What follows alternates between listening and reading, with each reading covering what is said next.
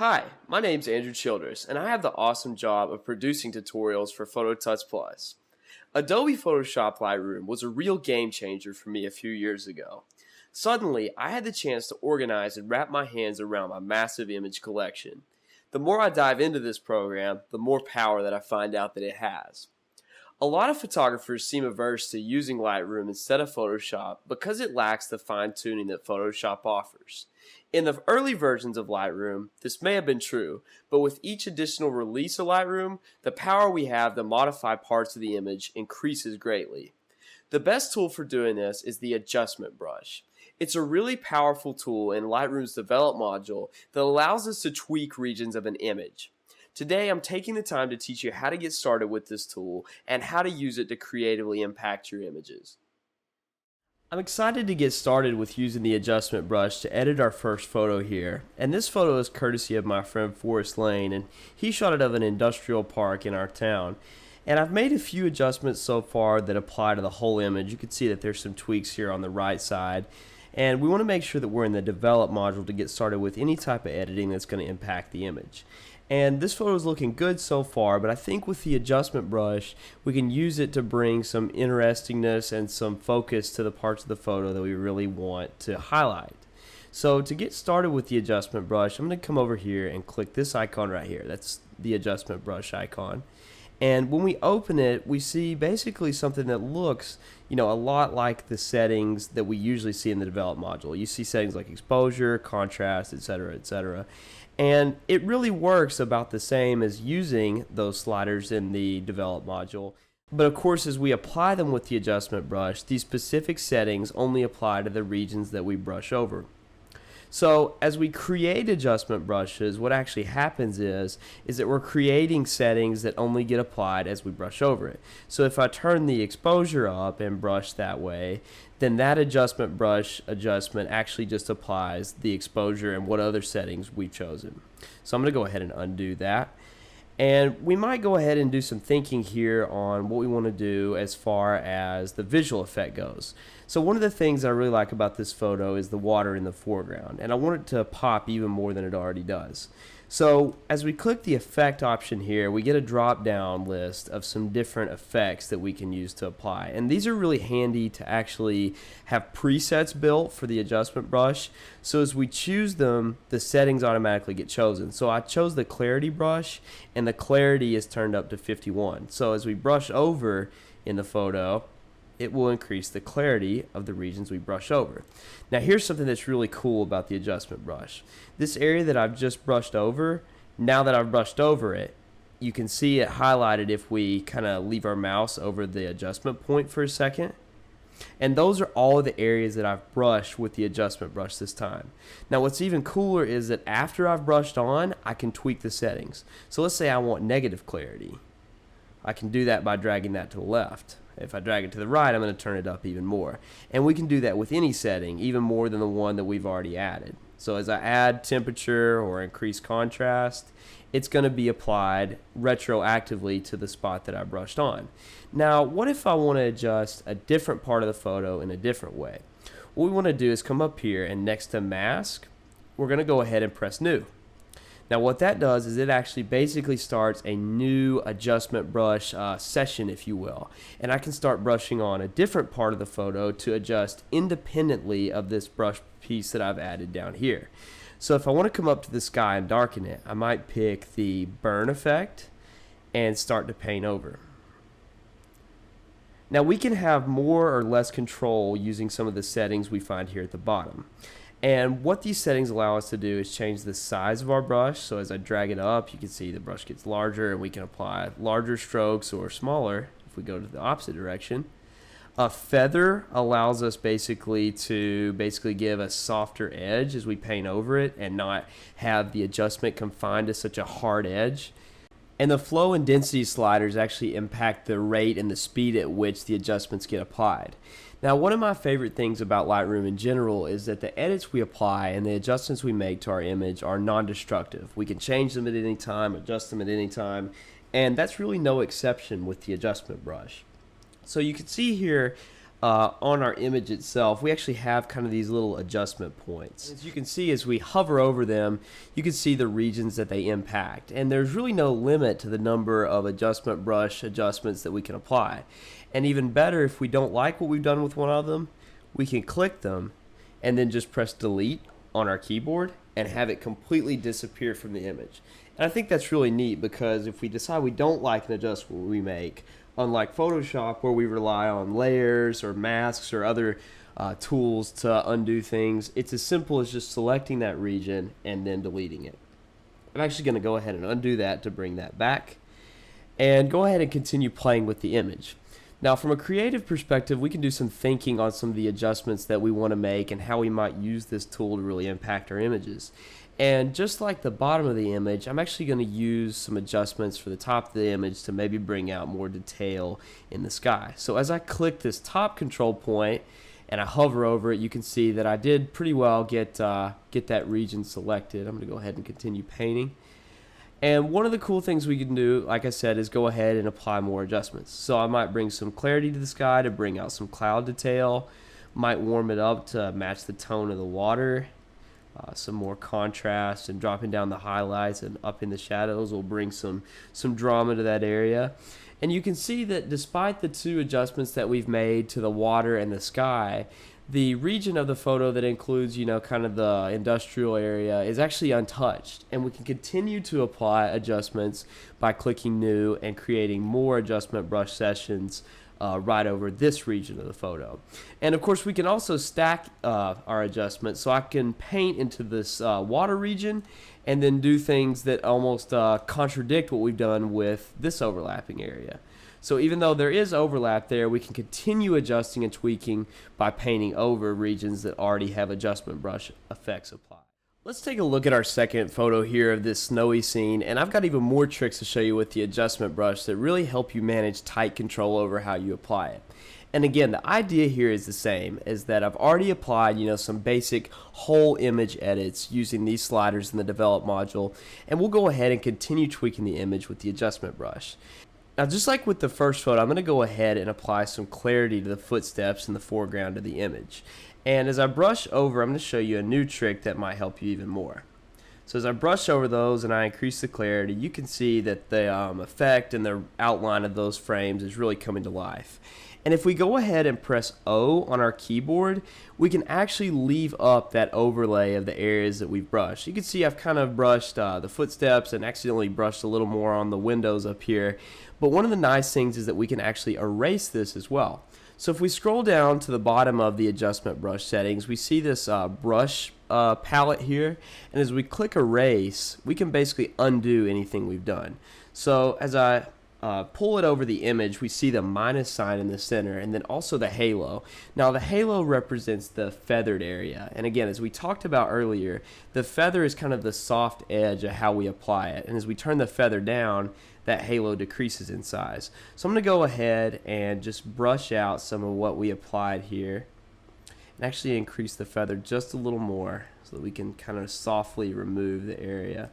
And with this, we can switch back and forth to the brush A and increase the area that we are applying the adjustments to, and erase allows us to counteract that process by removing areas that we brushed into. Now just remember, we can toggle this view of the areas we've brushed off and on by pressing O on our keyboard. And the next thing that I want to tackle is basically an issue that I think we hit a lot of times in our photos, especially if they're a landscape that includes the sky.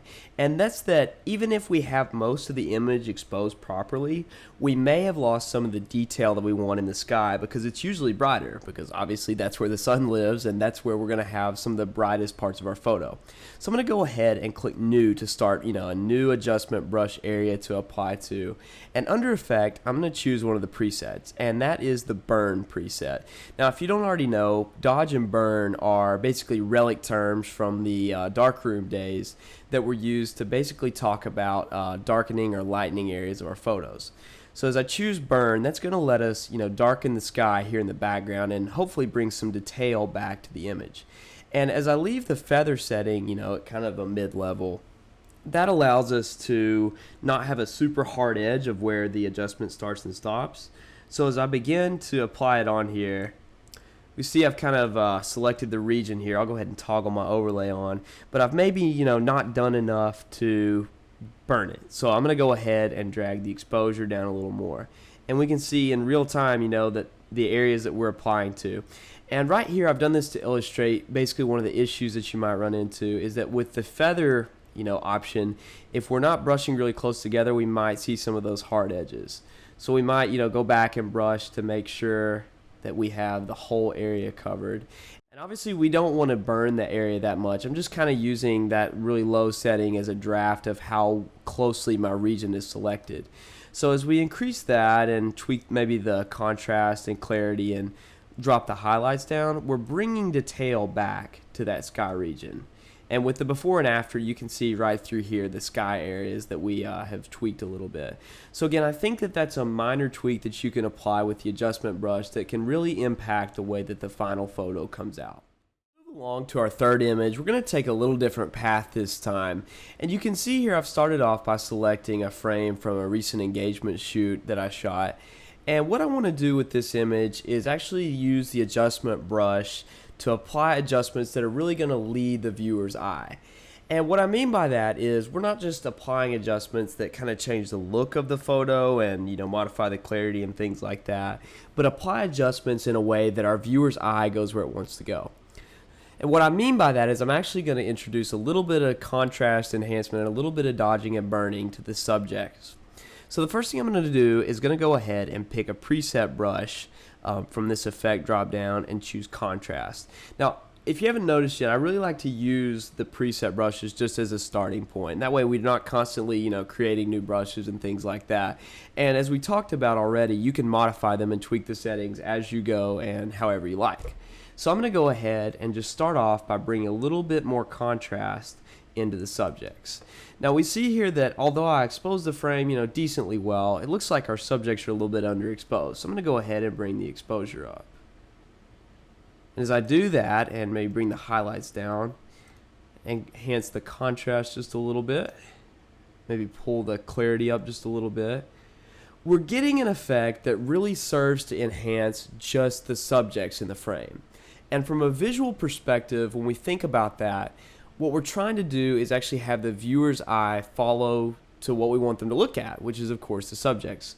So as we kind of toggle between the before and after views, I think there's a pretty good difference there that you can see in the subjects that really serves to enhance their faces and what we can see of the subjects, and not whole image adjustments, but just leading our viewer's eye to the subjects themselves. As we move on to our next image, I want to spend some time talking about what I think one of the most popular applications of the adjustment brush will be, especially for all you people photographers out there.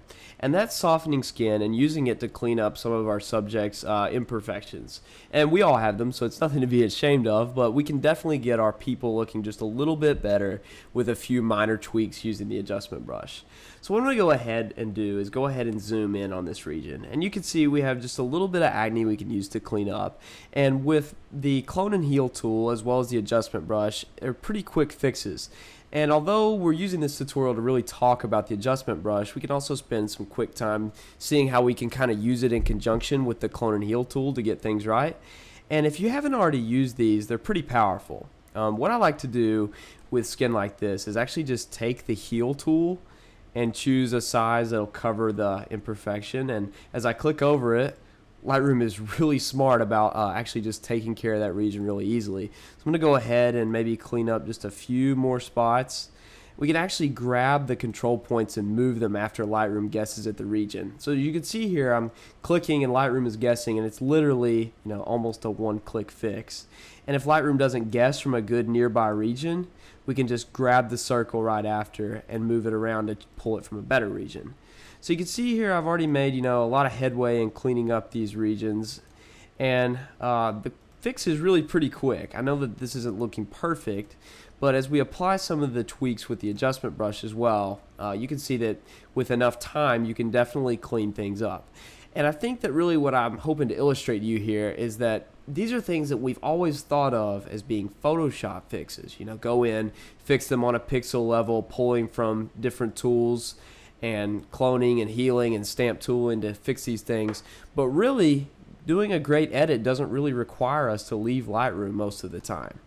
So as I've cloned out and fixed some of those problem areas, we can go ahead and get started with applying the adjustment brush into things. So if I go ahead and choose the adjustment brush tool, from the drop down list is one of my favorite tools to pull from, and that's the soften skin preset. Now you can see here as we run over this area, it's actually going to soften and remove some of the detail. And when you have, coarse skin or problem areas, that's exactly what we want to do, because we actually want to remove some detail. Now if we did this to the whole image, if we pulled the clarity down all the way, that would probably be a problem because we'd lose detail in areas that we actually wanted. But when we apply it to, just that selective region, I think the power is really there to clean up skin very easily. So you can see here as I, roll back my adjustments that I've applied, the fixes that we've done with just 2 minutes of cloning and healing and then applying the adjustment brush is pretty powerful. You can see there as we've gone from, just removing the spots to now adding the adjustment brush, there's definitely a level of difference. And again, for the purpose of this tutorial, I've not cleaned up every mark, but you can really see the power of what quick edits can do with just the adjustment brush, and even more powerfully, the clone and heal tool. And that's really the power of Lightroom, is to work through this quickly and effectively. I want to go ahead and try to put together everything we've learned with this last image that was also shot by my friend Forrest Lane. And in this image, what's just happened is that these two people have become engaged, and Forrest had the opportunity to capture it as it happened as a surprise to her. And so what I want to do is go ahead and use the adjustment brush to basically enhance the parts of the photo that I think are really awesome. And being from this area and the Great Smoky Mountains National Park, I'm really biased to, try to bring out some of the details in the background. So my adjustment brush effects are going to follow that. So as I start up the adjustment brush tool here in the develop module, I'm going to go ahead and use that clarity brush that we've already used quite a bit. And one cool thing, that if you're using a mouse with a wheel on it, you can actually scroll that wheel to change the size of the adjustment brush on the fly. So I'm going to go ahead and start brushing some of the tree and some of the backgrounds. And let's go ahead and see my overview by pressing O on the keyboard to see how well we're covering it. And you can see I don't want to really impact my subjects, and I want to just go ahead and brush around it, but I need a little tighter control. So I'm going to choose a smaller size brush and continue brushing around them.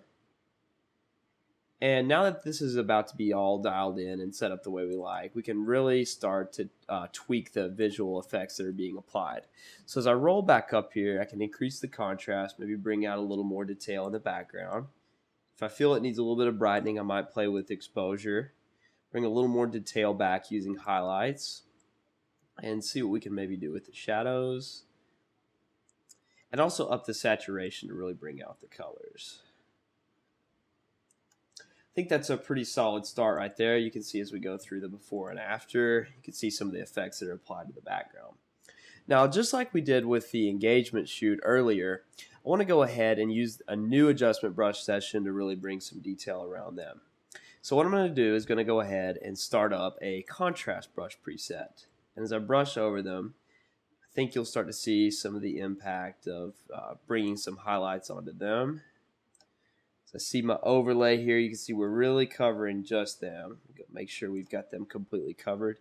And I've done this here so you can also see some of the effects that we need to be careful about. If we look a little closer, we can maybe see that there's starting to be, kind of an edge near where we've applied the effects, and that the effects on the edge of the background that we've applied are really, there's kind of a hard end to them right about through here. So I'm going to go back and work a little more on this.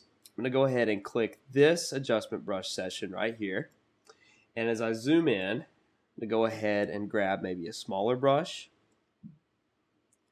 and turn my overlay on and make sure we really get in there good, covering those areas. And again, we can play with undoing things like I just did there, and the size of the brush and the feather effect to really tweak this like we like it. So I'm going to use a smaller feather and smaller size brush to actually work in some of these regions around and between them.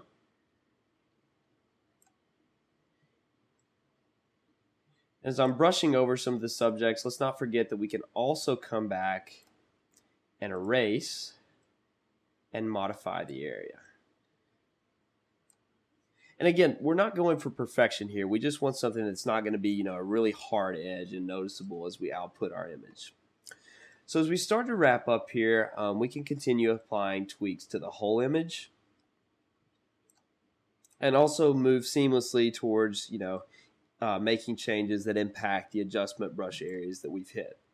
So from start to finish here, I think you can see, there's a pretty major difference. We did a lot to bring out the detail in the background and, really up the scenery that really makes this photo as great as it is.